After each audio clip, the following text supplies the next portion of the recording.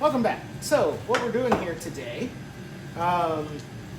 is finishing up what I was going to do the other night, and decided that I was too tired and I wanted to go home. So I did, and now I'm back on a rainy Saturday where it's absolutely dead. Bay 2 is currently shut down. I have cones up here. We've got our cat pump here that we're working on. I'll try and stay out of the way here. I've got the beauty cone on this side. I stole off the old 31DS that's over there. And that just protects things from getting into, because the shaft this thing is working. Namely, the regulator assembly and everything I have right here. I took this off in one piece because it was just easier to do. Yeah, so what we have to do here, I have a collection of old brass parts, which are, for the most part, clean. I do have a brush in here that's, I need to hit that with a torch and burn that off. But, essentially, we're going to clean up here what I'm doing. So while I'm jabbering here and doing this, I worked all weekend to try and cut this video together. Well, not all weekend, but I worked the other night, and out of frustration, all I have with me, I have my laptop for the car wash here at our house in Delaware, and I have my iPad, which is a nice, it's an M1 Air, but it's not a bad iPad. I downloaded, iMovie wasn't working. I can't stand iMovie. So I downloaded Final Cut Pro for iPad to give it a try. And I have to say that editing video on the iPad is the most maddening thing I have ever tried to do in my life. And that, combined with the tariff situation, even though I just bought myself a new Mac Mini last month for home, an M4 Pro, actually a fairly high spec Mini. I bought myself one of the new M4 MacBook Airs because I want to be able to edit videos like when I'm here in Delaware and not have to wait until I get home to Maryland to do things, and I couldn't do that. So, yeah, and it got delivered today. I bought it yesterday. It was supposed to be delivered Monday, and it got delivered today, or they attempted to, but no one's there. Saturday, Monday. All right. So, what we have, the bypass regulator I pointed out, and I'm going to go ahead and get these with Teflon tape.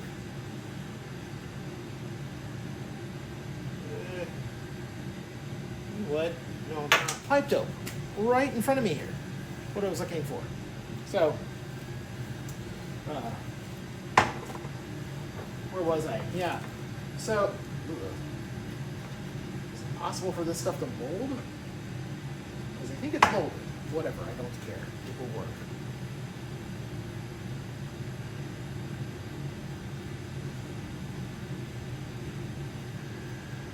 So yeah, I'm putting this thing together. The other thing I got to do today while I'm here is I got some larger anchors for Bay 4 for that foam boom that's broken. And I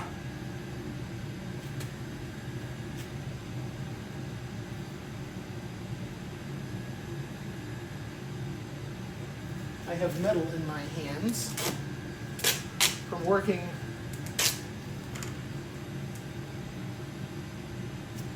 on that stupid tray back there. Little trick, you ever get metal in your hands, like splinters or like metal shavings? Grab yourself a good piece of tape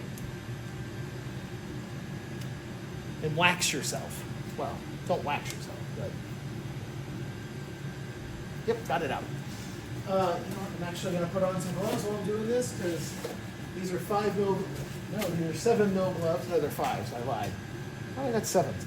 These are very thick gloves that will help give a little bit of protection for all this mess that I'm dealing with. Someday, the problem is it's non-ferrous, so I can't run a magnet over it, and they're just metal shavings everywhere. And occasionally you get them. All right, so that's as tight as it needs to be. You got to put all these together in a certain order to be able to get things to fit appropriately. Because of the tolerances on the pump here. There are a lot of protrusions that stick out and get in the way of everything. So,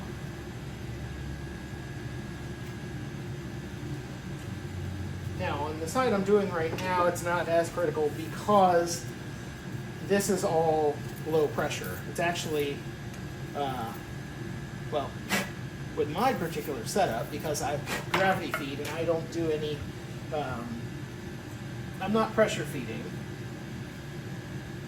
It's even less critical because this water is not under any pressure at all, short of, you know, I don't know, whatever you're going to get out of gravity for it.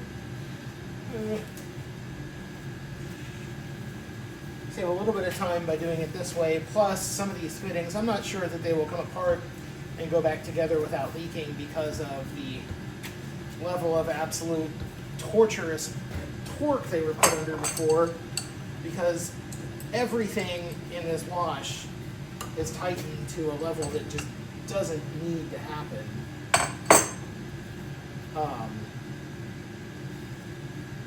Of course I say this, and I'm probably going to do the same damn thing right here to get everything to line up. All right, the inner fitting is turning now. I'm okay with that. We'll just tighten it a little more. The other problem with brass is when you start tightening the living hell out of it, eventually it'll crack. So we don't want to have that. Now this side's a little critical. This is the high pressure, and I'm actually going to do tape and dope on this. Don't really know the science behind it. I know that there are people who will yell at me for this. I know that everywhere else I've done it here hasn't leaked.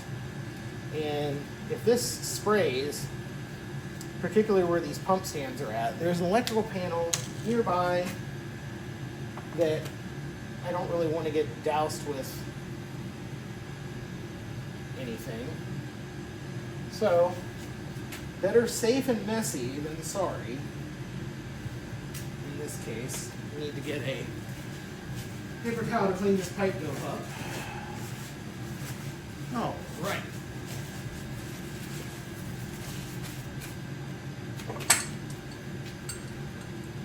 The weather has been absolutely atrocious for business this past couple of days. I have done $20 in sales today of card, and I pulled another $10 out of the credit card reader, and I emptied it when I got here the other night. Just terrible right now. I mean, it's, you know, it is what it is. It will get better. I'm not doing this perfectly straight up and down because I don't like the angle it puts the bypass hose at. And that's okay. It doesn't need to be. Now again, just like the other one, I'm actually going to double up on my sealant here. I'm going to dope and tape.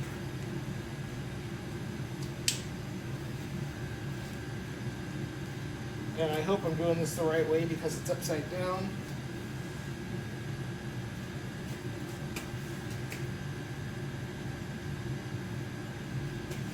I may actually try my hand at speeding this up as well. Do a little bit of video editing. If not, you'll hear me.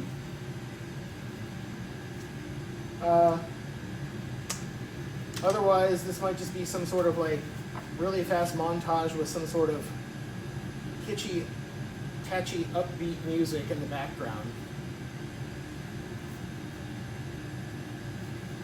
Sure is enough. I put that on backwards, so it's going to walk its way out anyway. But I don't care, because it's going to work.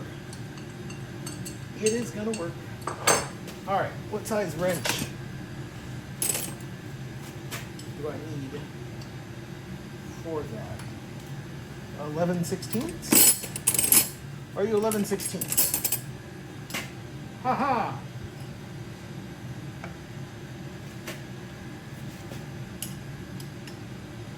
I will do this while holding this where it needs to be. Let that pipe dope gush out, make a huge mess.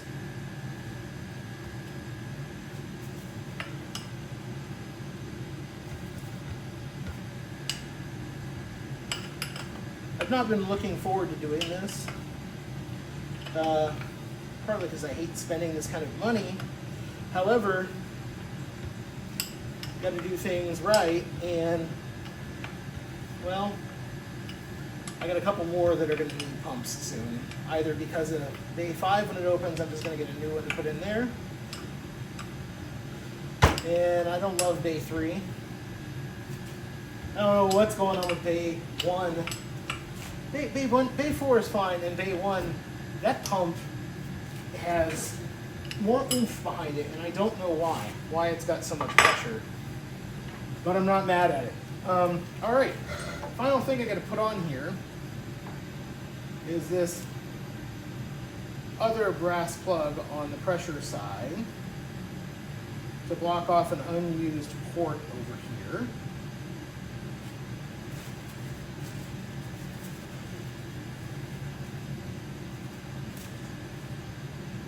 That we don't use in my application. And you too are 11/16. I love how that works. I'm learning that 11/16 in the car wash world is kind of like 10 millimeter in the automotive world, and that a lot of things are 11/16. Okay. We have a pump that's got a bypass regulator. We've got everything hooked up here. I've got soap feed ready to come in. It should be full of oil. Technically it's a little overfilled. That's alright. It'll just leak out a little bit if it needs to. It already leaked a little where I oiled the stems. Okay. I'm going to go ahead and pause here. I'm going to go ahead and remove the old pump. 4 1/2 inch bolts. Well, they're 5/16 by 5/16 bolts, 1/2 inch head. I'm going to go ahead and do that, get everything pulled off clean, and get ready to put the new pump in, and I'll be back in a few. So here's the old pump. A little noisy here for a second, but I'm getting ready to break these loose, and I'm just going to spin them off of here real fast. This is where the gloves come in handy, because there is metal everywhere over here. I'll clean it here in a few.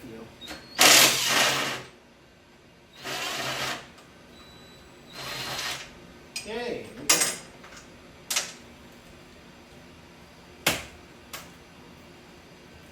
got one bolt free. So I have to say, while I'm doing this, if you can hear it cooling down in the background, these little Chinese diesel heaters are absolutely wonderful. My heating costs for the entire winter were under $200 for this place.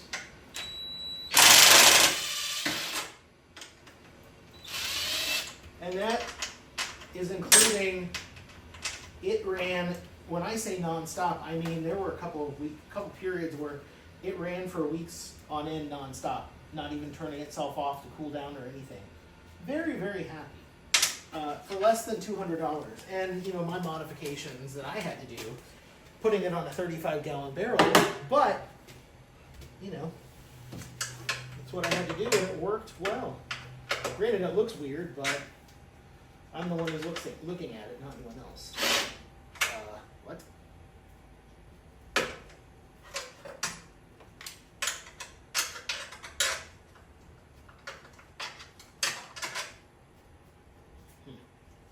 Alright, well, we'll do this back one and see what's going on with this front one. It's almost like the bolt head is gone, and I'm not sure what happened.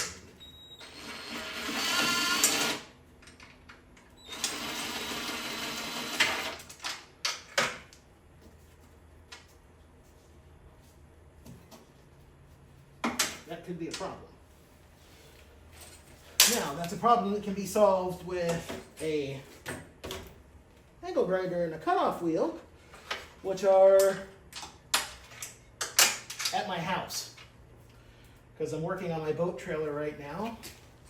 Got a 2023 Shorelander boat trailer under my 2022 Yamaha that has a seized up brake caliper that's getting ready to get removed in a very violent manner. Oh, okay. I can't get the, can't get a socket on this.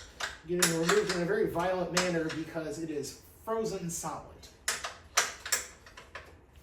I tried to drag it out the other day to bring it back to the house to work on it, to get it rid of the spring, and made a rut in my parking lot at the boatyard. It was a 1.5 feet deep. Needless to say, I did not bring the boat back to the house and I did not work on it.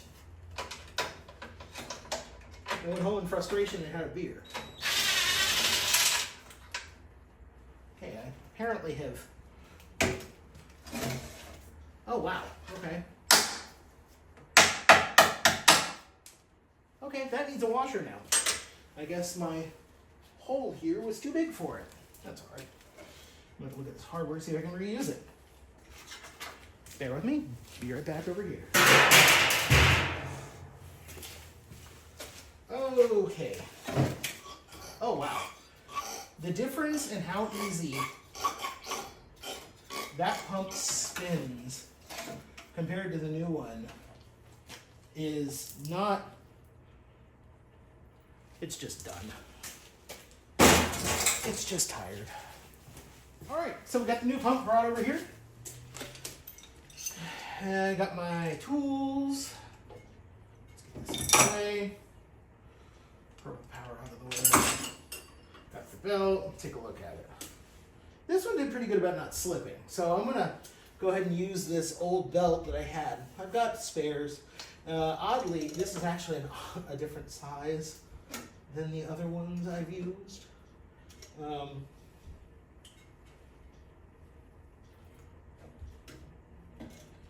But I've not had alignment issues with it. Do I have? No. Let's go ahead and stick with what we know has been working on this one. Because I don't have to tighten it very often. But do I have a Duralast? So, pardon me for walking out of frame here. I've got a couple different kind of belts I've used. Trying to figure out what works best. And I am in between a 42 and a 43 inch. With the way these are set up, it's very difficult to get the right belt to get the alignment. Yeah, see, like that doesn't work over here. I have to use, depending on the one, I have to use different size belts. They're the same frame size motors. I'm not sure what is going on. There's just something with this particular pump tray for Bay 2, but that's okay. Belts are cheap, so I keep two kinds on hand, and I just have to remember, although it's not hard to remember when they don't fit.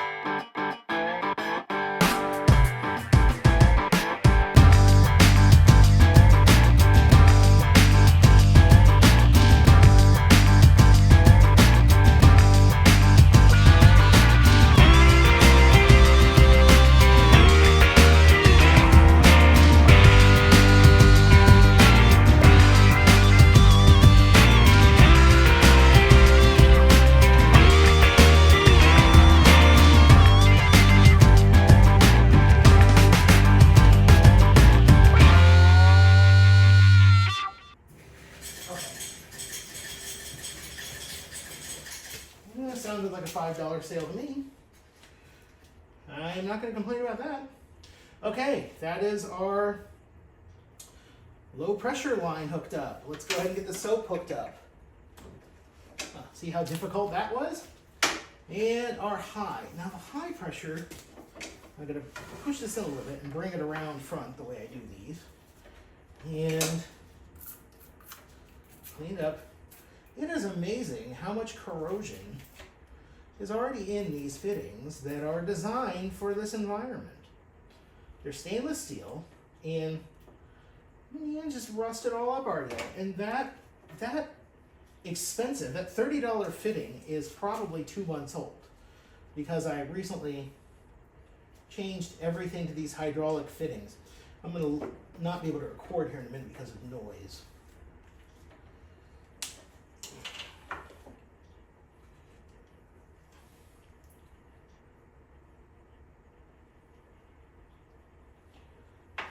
So I'll record as long as I can.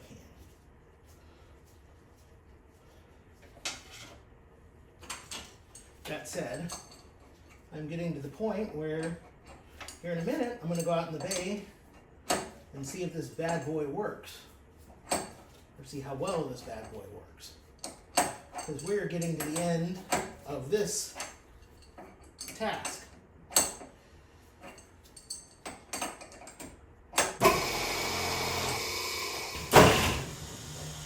Alright, so, got everything going.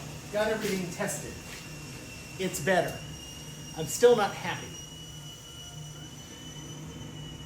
I either have a bad bypass regulator, it's making better pressure, but not what I want, or I have an obstruction in the line between, basically in the ceiling to the bay.